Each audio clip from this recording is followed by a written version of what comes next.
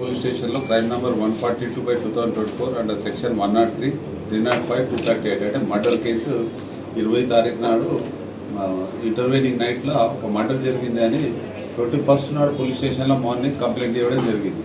ఆ కంప్లైంట్ మీద SI Pangal case register చేసి immediate investigation CI Manaparthi take up చేసిన తర్వాత ఈ నేరం ఇమీడియట్ అక్కడ క్లూస్ టీమ్స్ పిలిపించి డాగ్ స్క్వాడ్ పిలిపించి ఎవిడెన్స్ అన్ని కలెక్ట్ చేసిన తర్వాత అక్కడ శవ పంచనామా చేసి డెడ్ బాడీని పిఎంఈ నిమిత్తం హాస్పిటల్ పంపించి ఆ దర్యాప్తులో భాగంగా ఇన్వెస్టిగేషన్ చేసుకుంటూ వస్తే ఈ చనిపోయిన వ్యక్తి ఎవరైతే ఉన్నాడో కిష్టయ్య అలియాస్ కుంటి కిష్టయ్య, నేటివ్ పాన్గల్ విలేజ్. ఈయన షెపర్డ్ ఉండి చిన్న చిన్న వ్యాపారం చేస్తాడు, గొర్రెలను కొనడము అమ్మడం చేస్తూ ఉంటాడు. ఈయన వైఫ్ 10 years బ్యాక్ చనిపోయింది. కొడుకు గోపాల్పేటలో ఉంటాడు, కూతురేమో ఏదుట్లో ఉంటుంది. ఈయన ఒంటరిగా ఉంటాడు.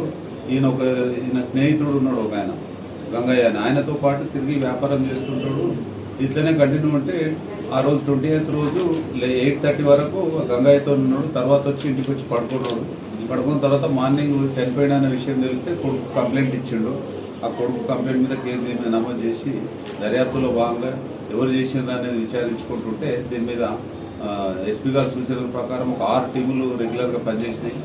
ఈరోజు మార్నింగ్ ఎవరైతే నేరస్తుడు ఉన్నాడో ఈ వసంతపురం రాములు, ఈయన అక్యూజ్డ్.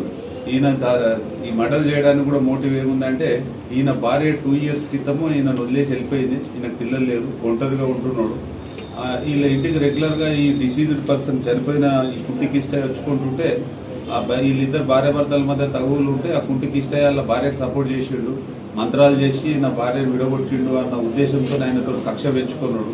ఆ కక్ష పెంచుకొని నేను ఎట్లన్నా అంతమందించాలి, నా భార్య నా నుంచి వెళ్ళిపోవడానికి ఈయననే కారణం ఉన్నాడని మనసులో పెట్టుకొని దానికి ఒక ప్లాన్ తయారు చేసుకొని ప్లాన్ ప్రకారము ఆ ఒంటరిగా ఉన్న చూసి 11:30 ప్రాంతంలో ఈ కిష్ట ఇంటికి పోయిన తర్వాత ఎవరు లేని చూసి ఇంట్లో ఈ పప్పు గుత్తి ఏదైతుందో పప్పు గుత్తి అందులోనే దాన్ని తీసుకొని ఛాతి మీద ముఖం మీద మల్టిపుల్గా కొడుతాడు. బాగా కొట్టి గొంతు బిగించేసి ఆయన చనిపోయిందని తెలిసిన తర్వాత నిర్ధారించుకున్న తర్వాత ఆ డిసీజ్డ్ దగ్గర ఉన్న ఈ అమౌంట్ కూడా ఒక 40,000 అమౌంట్ ఉంటాయి. ఆ అమౌంట్ కూడా తీసుకొని వెళ్ళిపోతాడు. వెళ్ళిపోయి ఏం తెలియనట్టు తిరుగుతూ ఉంటే ఈ ఎవిడెన్స్లను కలెక్ట్ చేసిన తర్వాత ఈరోజు మార్నింగ్ ఈయనను కస్టడీలో తీసుకొని విచారిస్తే ఈయన నేరం ఒప్పుకోవడం జరిగింది. ఆ అమౌంట్ కూడా ఈ 40,000 అయితే ఉన్నాయో అమౌంట్ కూడా ఒక 6,000 ఈయన ఖర్చులు వాడుకున్నాడు. మిగతా 33,000 రికవర్ చేయడం జరిగింది.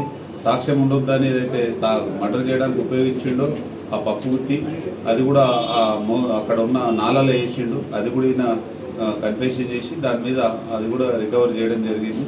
కాబట్టి ఈ హత్యకు ఆయన భార్య పోవడానికి కారణం అన్న ఉద్దేశంలో ఈయన మర్డర్ చేసిండు. ఈరోజు ఆయనను అరెస్ట్ చేసి కోర్టులో ప్రొడ్యూస్ చేస్తుంది. ఈ కేసులో ఛేదించడం లోపల CI Krishna plus Pangal SI వాళ్ళ టీము చాలా కంటిన్యూ 2-3 days ఎఫర్ట్ చేసి ఈ నేరస్తులను చక్కగా పట్టుకోవడం జరిగింది. కాబట్టి వీళ్ళను పోలీసు మా తరఫున డిపార్ట్మెంట్ తరఫున అప్రిషియేషన్ చేస్తున్నాం. వీళ్ళకి రివార్డు కూడా ఎస్పీ గారి సూచనల ప్రకారం రివార్డులు కూడా ఇవ్వడం జరుగుతుంది.